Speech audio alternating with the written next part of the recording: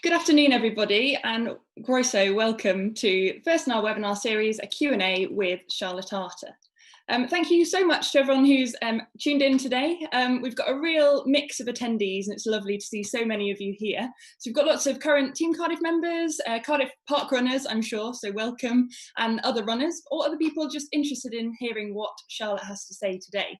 My name's Hannah Sterritt. I'm the Team Cardiff team captain. Team Cardiff, if you're not aware, is Cardiff University's 350 strong Cardiff Half Marathon team of runners. We all support Cardiff University research into neuroscience, mental health or cancer research. I'll share some more details at the end if that is something you're interested in participating as well. So we've got a few housekeeping bits and bobs. We have, well, the webinar will be recorded if you're not aware already, and a bit of information about submitting questions. You should be able to see a Q&A box at the bottom of your screen on Zoom. This is where you can submit any questions as we go. Please remember to include your name and, if you like, where you're tuning in from today. So without further ado, I'd like to welcome Charlotte to the call today. So welcome. Charlotte is the former Cardiff University Performance Sport Officer. She took a career break in December 2018 for life as a full-time athlete. Charlotte's, one of her many achievements is that she, in February, broke her own record to once again become the Parkrun female world record holder with a 5 kilometre time of 15 minutes and 49 seconds. She's also the Welsh half marathon record holder with a time of 69 minutes and 40 seconds and a Great Britain international athlete. So welcome, it's lovely to have you here today, Charlotte. How are you? I'm great, thank you. Hope everyone else is doing well and but yeah, all good with me. Fantastic. And how have you found lockdown? You know, we're 101 days in now. Yeah, I mean, back at the beginning of the year, I don't think any of us expected to be where we are and what we've gone through over the last couple of months. So it's been tough, it's been challenging, but I think, I mean, I've certainly adapted to a new normal, and I'm sure most of you have as well. So I feel like it's gone pretty quick when I think back to when lockdown started, and now at the beginning of July, you know, in that respect, it's gone pretty quick.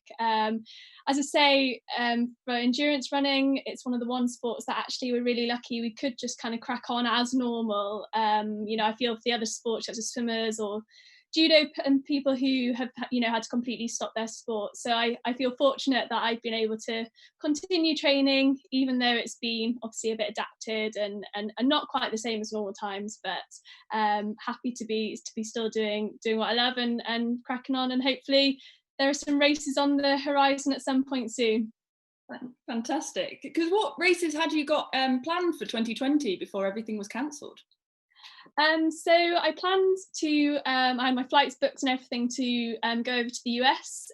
So at the beginning of May, there's a big 10,000 metre race on the track there. So the aim was to go and race that, try and run a PB and shoot for some qualifying times. You know, the main aim was the European Championships at the end of this year, and you know, at the back of my mind was the Olympics as well. So we're going out there to hopefully just run a really quick 10,000 and then come back here and you know, race across Europe and the UK and have a full track season. But you know, here we are in July, where normally we'd have had, you know, some big races here in the UK and the British champs and things. But you know, I'm hoping, you know, towards the next couple of weeks and months, you know, there might be some form of competition that we can get back into it. But all the training won't have gone to waste, you know.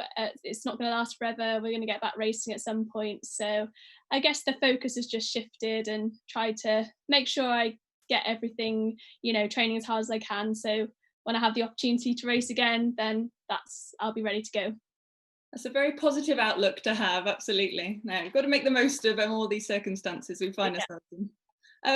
The first question we got from one of pre-submitted was, and I'm sure many people tuning into today's webinar will be familiar with Parkrun, and in turn how fantastic it was that you broke your own world record in February this year. But really, did you set out for a world record performance in February? Was that the plan? So when I broke the record originally in 2019, that was, you know, wasn't aware that the record even existed, and that was just purely going out to run the park run and see what I could run. I guess now each time I go to a park run, you're always wanting to improve your time. And I guess now, you know, many others have attempted to take the record. So now each time I do a park run, I guess I want to go as quick as I can, not only to potentially break the record, but also to show that I'm in, you know, good shape moving forward into some other races. So February, I just got back from Spain with Welsh Athletics. We'd been on a training camp. So we'd had a month or so of just really hard training. So it was more just to see where I was at after that block of training and just blow the cobwebs away and have a good run out. So even though I only took a second off my time, I guess every second counts. And hopefully I'll be able to go back at some point this year and have another stab at it. Fantastic. Yeah, I really hope Parkrun will be back, because I know for lots of people that be in this call, it is something they really look forward to on a Saturday morning. So fingers crossed we'll see you at Cardiff Park Run breaking your own record once more, even if it is that 1 second. Yeah. We had a question from Robert that said, which Saucony trainers were you wearing that day, and did it have an impact on your performance, those trainers that you were wearing? So when I did the park run, I wore the Saucony Fast Switch 9, and they're just basically a really light racing flat. If you're just wearing trainers, for your day-to-day running, if you wanted to invest in a pair of flats, they're just really lightweight. And I mean, I definitely noticed the difference. I wear them for all my interval sessions and track sessions in training, but especially for racing, it just gives you that little edge where you're in some lightweight shoes that I don't know whether it's psychologically, but I think definitely they make a difference. Yeah. So yes, I wear those for quicker things, and then for like more half marathon, I wear the Saucony Kinvara, which is a bit like a lightweight trainer, so it's a bit more support for when you're doing the longer distances. And then the Saucony Rides is what I wear for just all my day-to-day running. Just I find them a really good supportive trainer. So yeah, if it's something that you're interested in, definitely go in some shops when they eventually open and try on some lighter racing shoes and see if those make a difference. Definitely something I learned when I first started running was how important what shoes you're wearing actually have on your performance. So that's really interesting. Thank you. Another question we've had was, do you have any tips for how to keep your running motivation going without any races to aim for? So that's something obviously very topical at the moment. Yeah, I mean, it's really hard. Obviously, a lot of races have been cancelled and no one knows when we're going to be racing next. So it is hard to keep motivation going, especially when you don't have that end goal that you're maybe working up to, say, a race in a couple of weeks, couple of months' time. But there's always other goals you can set. It might, obviously, in the current climate, it's not races, but it might be some other goals that you in training or other goals, like you might say, I know the recovery side of things is a weakness, or you have some, like you don't do any core or strength work, and it's almost just switching the focus to another goal. So during this lockdown, normally when we're racing every other week, it's hard to get in all the, even though we do 2 gym sessions a week, it's all the other strength stuff and rehab stuff that sometimes can get neglected. So this during lockdown, that was my main goal, was just to really try and strengthen everything up, and also just taking it week on week and setting goals for that week. It might be like, I want to get out a certain number of times a week, or do a certain length of run that week, and just breaking things up can help with motivation. And just, yeah, setting your goals on something different other than racing, and just remember all the hard work that you're doing now. It's not going to go to waste, and when you get to race, we'll appreciate it even more, and hopefully you'll be in good shape as well. And hopefully it won't be as painful whenever you think, oh, I've got a race that's 2 months away, I should really have done lots of training. Actually, if we've got this base level of fitness that you're talking about, that would be hopefully very beneficial. The next question that's related to that is, what sort of type of training, this is from Luke and also Rianne, what type of training or any tips you have for being able to run comfortably for longer, and also keeping a steady pace to keep going, to not need to stop? Yeah, so it's tricky. I guess being able to keep the pace for longer is just being able to set off at a pace that you feel you can maintain.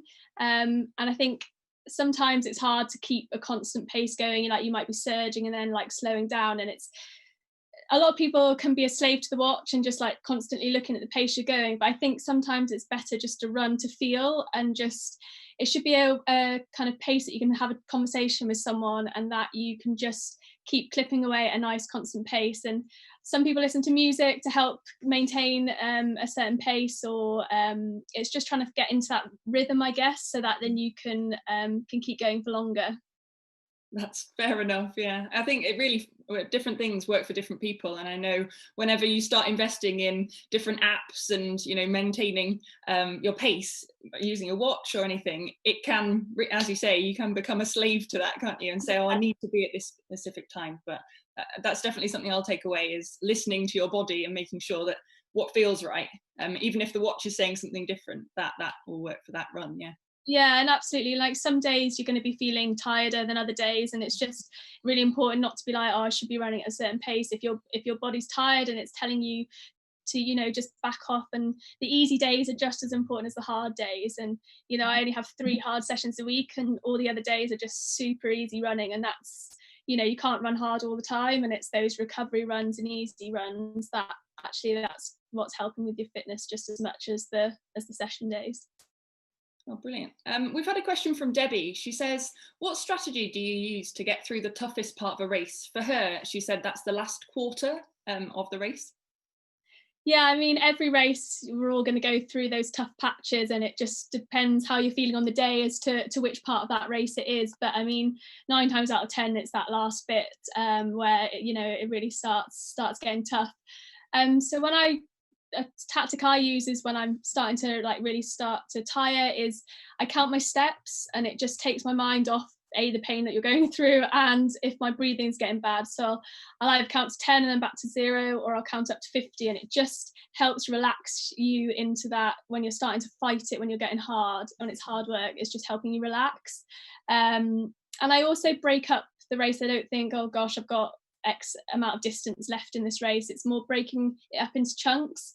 So especially if it's a half marathon, for instance, you know, once you start getting to the latter stages is when it really starts kicking in. It's breaking it down into whether it's a K or whether it's, you know, even shorter distances, and then just chipping off the race, you know, section by section. And the last bit will always take care of itself, regardless of how tired you are. The last, 400 meters or so, you'll be able to find that little bit extra. So if you've got, you know, if it's a 10K race and at 9K you're really struggling, just think you're nearly there. Like, there's only a little bit more to go. You'll always have a little bit more to go. I find with the Cardiff Half Marathon especially, I can picture the end bit as you turn around the corner and you can see the finish straight. It just makes all the difference, doesn't it? Yeah. Even if you're absolutely exhausted, it's finishing it just there. Oh, fantastic. Related to that, actually, we've had a question said, do you have any tips on what a half marathon training plan should look like? So how often should I be running, and what sort of training should I be doing?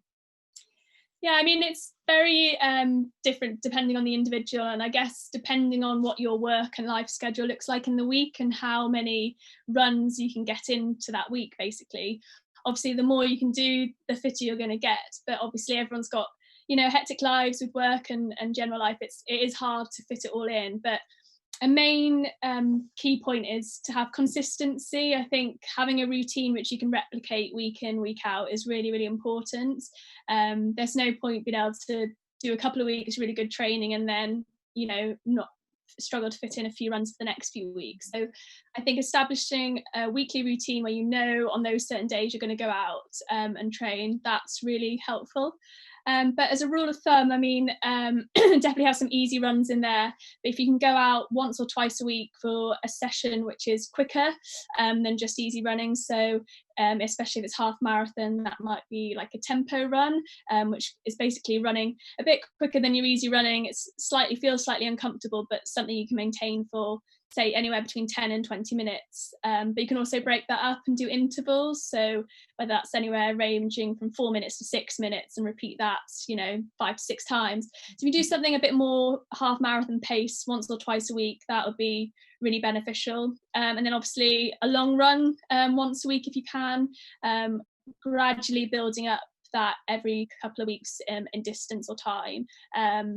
With a half marathon, you don't really need to be running anything over 11, 12. You don't need to be going over distance, for instance. So anywhere between 11 and 12 for your top distance would be sufficient, but just gradually build it up. But I mean, yeah, the more you can get out, the better. But you definitely don't want to be doing any more than 2 or 3 hard sessions. All the others just needs to be super easy running. Fantastic. What is your favourite distance to run and why? That's something Angela and Kate have both asked, and I'm intrigued to know as well.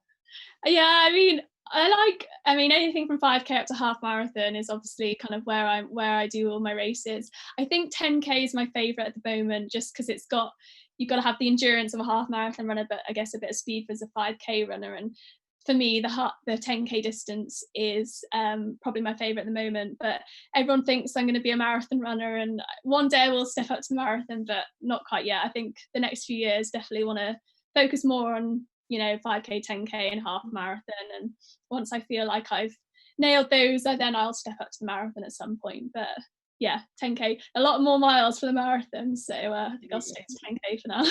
Fantastic.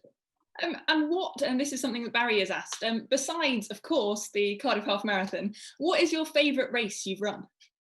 Oh, good question. In terms of the track, I think the best race is the night of the 10,000 metre PBs, which has kind of come across over the last 5-6 years. It's held at Highgate in London, and it's the British 10,000 metre championships. The last couple of years it's incorporated the European Cup, so it's teams from, you represent Great Britain, there's all the European teams that come over. And they call it the lane 3 beer and cheer. So all the spectators are in lane 3. So it's incredible atmosphere. There's loads of music and loads of spectators. And I think that's one of the biggest races with the best hype for sure. On the road, I mean, the races in Cardiff, all the 10k, and the Cardiff half have always had really good support. I think on the majority of road races in the UK, you do get that support out there. But yeah, definitely on the track, it's definitely the Highgate, and then most road races, I'd say, have got pretty good hype out there. Fantastic. It is all about the hype though, isn't it? Yeah. It's nothing quite like it whenever you're doing a training run, and then with loads and loads of people cheering you on, it definitely makes a difference. Yeah, sure. Fantastic. Have you found that during lockdown you're training more or less than before? That's a question from Mark. Yeah, it's really easy, and I guess in this time to almost overdo it, because you haven't got any races to ease down for. Normally when we're racing every other weekend, you do a high mileage week and then you drop down into a low mileage week. So I definitely over the last couple of months had probably the most consistent block of training I've had, where it hasn't been interrupted with races. But it's just as important to have those low weeks. They're obviously not as often as like every 2 weeks, but I tend to do like a month of high mileage, and then, so for instance, this week is a super easy week. I've got 2 sessions, but my volume's a lot lower, just because you can't keep, for injury risk and burnout, it's just too much to keep the mileage high for that length of time. So I guess I'm probably training a little bit more right now, but it's not dramatic. My mileage hasn't increased. It's just more the week in, I guess, consecutiveness of it that I've had a really good block behind it. But yeah, it is important to keep those the rest days in. I've had a rest day every week, which is what I tend to do anyway with the volume that I'm doing. But it's just, yeah, making sure that you're not overdoing it and you are taking those recovery days and not doing too much. Well, related to that, and this is an ultimate question, how do you stay injury free? Yeah, that has been a real test, I guess, of lockdown. I tend to see a physio once a week or every other week. So that has, at the beginning, was the main, I guess, goal of lockdown, was just to try and keep the training consistent and try and not get injured. I had a little niggle right at the beginning of lockdown, which didn't start off lockdown terribly great, but it only lasted a couple of weeks. I was just doing a lot on the turbo bike. But yeah, to keep injuries at bay, it's just really important to keep on top of things like such as foam rolling and stretching, and a lot of self massage, especially in like calves and feet. I think with endurance runners is particularly, especially where I get really tight, it's just lots of self massage in the calf and in the foot, which isn't particularly pleasant, but it definitely helps keep things moving as they should do, and hopefully, touch wood, prevent those injuries. But yeah, it's making sure and just being sensible with your training. If you are feeling something that you think could potentially turn into an injury, you're much better just to back off, hop on the bike, or just take a complete break. And I just think listening to your body is the is the most important thing, and not thinking, which we've all done, I'm guilty, thinking it'll be fine, like it's just going to be a little something and it'll progress into something further. So yeah, I just think taking the step as a preventative approach as opposed to trying to treat it when it gets bad. That's really useful. Definitely something to bear in mind whenever I'm trying to push it a bit too much. We've had a question from Catherine and Heather. They wanted to say just how inspiring it is to run Cardiff Park Run, knowing that the front runner is a woman and a world record holder. Oh, thank you very much. No, it's definitely helps me, because the route in Cardiff Park Run is there and back. Actually, whenever you see all of the front runners coming back as you're still going out, I always find it really, really inspiring, saying that'll be me one day, maybe. Well, the atmosphere at the park run in Cardiff is amazing, and it does always amaze me how many people are out there at 9 o'clock on a Saturday morning, and I think it's just incredible to see so many people. I think during lockdown even more people have got involved with running, so it'll be interesting to see if the numbers grow even more when Parkrun eventually does come back. But yeah, it's an incredible organisation, and to see so many people turning up every Saturday it's pretty cool. Brilliant. Well, I've seen an article this morning that's just how many people have downloaded the Couch to 5K app since lockdown has started. So fingers crossed there'll be lots of people who have, very new to running and will start with the parkrun community or running in groups as well. And was that something you always wanted? Did you want to be a professional athlete, and was that always an aspiration of yours? No, in all honesty, I think growing up and going through school and university, I played a number of different sports, and it's only really when I got 18 that I focused fully on athletics. And I still feel like I'm late to the game. I still feel like I still got a lot to work on even now. But I think having not done so much as like through my teenage years, I think touch wood with injuries and stuff, I've been pretty lucky, and a lot of kids burn out at younger ages if you've done too much. So I definitely think I've come to it at the right angle, but back a few years ago I never would have thought that I would be in a position to go full time. And obviously hugely grateful to Cardiff University for the opportunity to take this career break, which not every company, organisation or company gives their staff to do that. And it's something that I'm trying to make the most of. And obviously this year is not quite what we had planned, but being able to work on all the little things that sometimes was hard to fit in whilst working and training full time. Hopefully we'll see the benefits at the back end of this year, hopefully going into next year. Fingers crossed, absolutely. We've had a question from Stuart related to that, and he said, how important do you feel that it is that universities support athletes to balance studying alongside training? Yeah, I think it's really, really important. Students are at 18, you're coming from living at home with your parents, I guess having everything kind of spoon-fed to you, to going to a different city, to living in halls of residence. It's a completely different environment to what it is when you're doing your A-levels at school, and that transition can be hard. A lot of students are sometimes going from junior to senior level as well, and it's having a support program where the students have that support, not only from an academic side of things, but also balancing their sport, their personal life, everything that comes with university life. I think the support programs and the high performance program at Cardiff University is definitely invaluable to the students competing at that level. And hopefully the support that's given can help them excel in their sport and their academics, and leave Cardiff as an all-rounded student athlete. So yeah, I think they're super important, and the support that's given to them is hopefully allows them to achieve everything. Fingers crossed, absolutely. We've got 5 minutes to go. I can't believe how quickly this has already gone, but if anyone who's watching has any other questions they'd like us to pose to Charlotte for our last 5 minutes of the webinar, then please do submit those now. We've had another question through about PBs.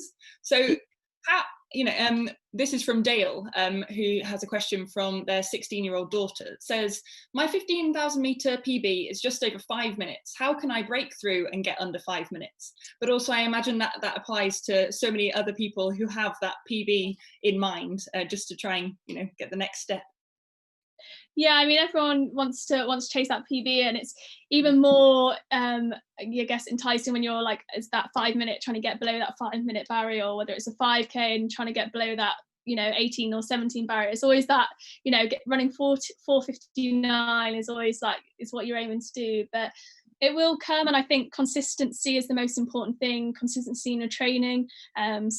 If you're consistent week in, week out for months and years ahead of you, then those PBs will come. But it's working on all the aspects for 1500, especially. It's working on the speed aspect as well as the endurance side of things. So just making sure you've got the balance of both those, and getting in the right race is really important, and the right pacing. If you can get some of the BMCs that hopefully are later on in the year, where you can get paced for that race, and just try and stick right behind the pacer to try and break that 5 minutes, then hopefully you can do it. But yeah, just making sure you've got those goals and you've got a structured training, and being consistent in that training, and the PBs will come. Fantastic. We've probably got time for this one last question, which is from Catherine. And she says, "You're an inspiration to so many, but who inspires you?" Good question. Jess Ennis has always inspired me. I think the way she conducts herself on and off the track, I just think, the pressure and the build-up she had going into the 2012 Olympics, and then being able to execute it and get that gold medal, I think she's a huge inspiration of mine. I think I think Jess Ennis is the main one. Fantastic. I remember in 2012 just being so inspired by everything she did, and also I grew up near Sheffield, and having the gold postbox put in Sheffield city centre was so exciting.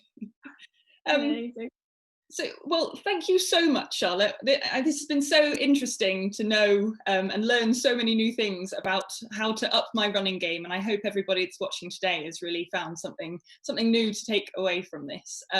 It's been fantastic to hear an insight into your life as a professional athlete, and also just thank you for giving up your time today to talk to us. Right. It's been brilliant, so thank you. I wanted to just end with circulating a few links. There's a link if you'd like to sign up to the Cardiff Half Marathon as part of Team Cardiff. We've still got spaces for the postponed event of the 28th of March 2021, and also you can run as part of Team Cardiff around the world. So if you're interested in that, there's a link there. This was the first in our webinar series, so the next one will be on the 22nd of July. That is a cancer research showcase, and the title of that is "From Cancer to COVID-19, Can We Harness Viruses for Good?" So if you're interested in knowing more about that, there's also a link in the chat box. And also, just finally, this webinar has been recorded, so if you join late or want to watch back again, we'll circulate the link shortly for that. But otherwise, thank you so much once again to Charlotte. Diolch yn fawr, everybody, for attending today, and we hope to see you at the next webinar. Thank you.